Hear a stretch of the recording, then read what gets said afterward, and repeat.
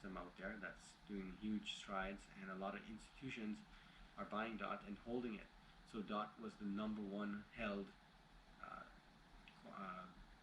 coin amongst institutions, right, within that type of ecosystem.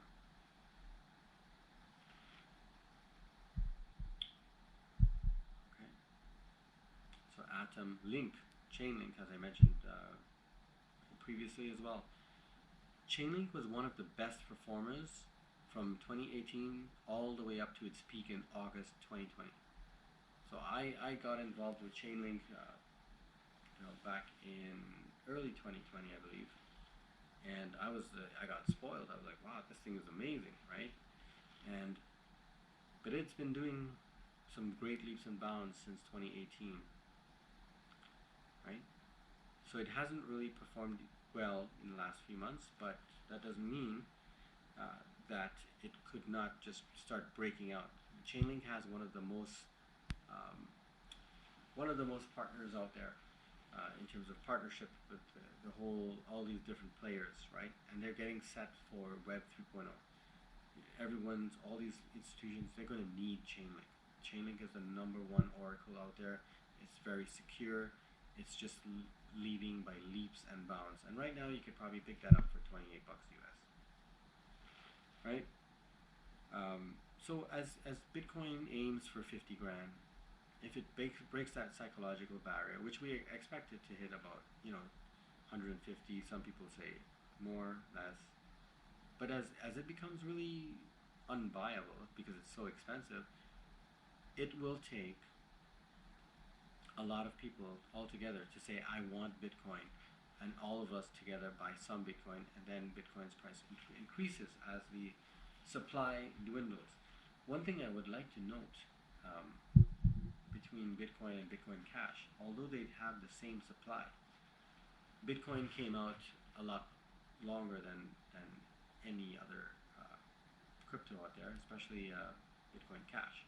So Bitcoin Cash was a fork of Bitcoin due to the fact that they wanted to add improvements and more scalability. So that occurred about Bitcoin's 10th birthday, 9th or 10th birthday, roughly around there.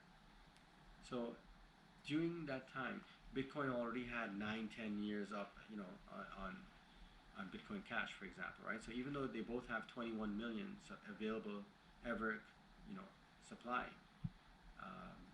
with Bitcoin, out of that 21 million, it's already said that 5 million could be lost forever, right?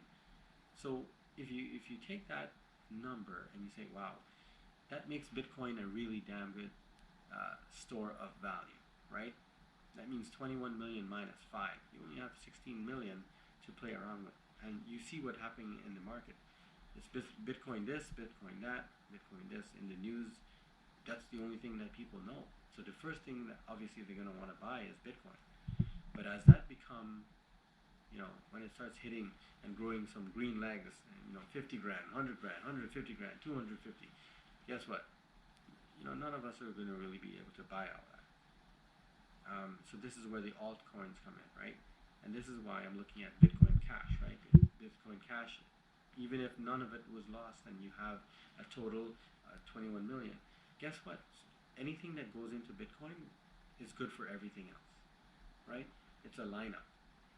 People put their money, institutions put their money first in Bitcoin, and they start looking at what are the other projects out there.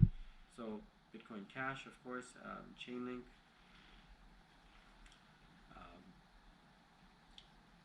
So Chainlink is a lot of great stuff. It's got DeFi, it's got NFTs, layer 1, layer 2 protocols, right? And at the moment, there's a mix of coins going up, and the big DeFi rally might not be far away, as we've already seen with Ren. Ren is another excellent coin. The DeFi sector is one of the most undervalued ones at the moment, especially given how centralized exchanges are under the pressure, which could accelerate DeFi's adoption. So DeFi, decentralized finance, right? So think about today. Today's a great day to talk about centralization and your data in the hands of someone else. in the hands of institutions who will monetize that data, right? What are you doing today?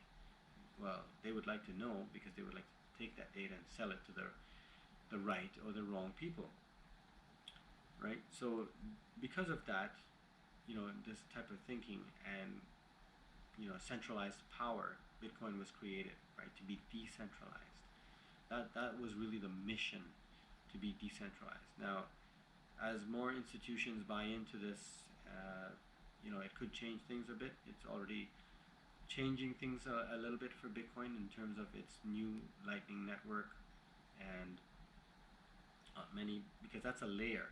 Bitcoin was not developed to be, you know, so rapid in transactions and cheap to transact.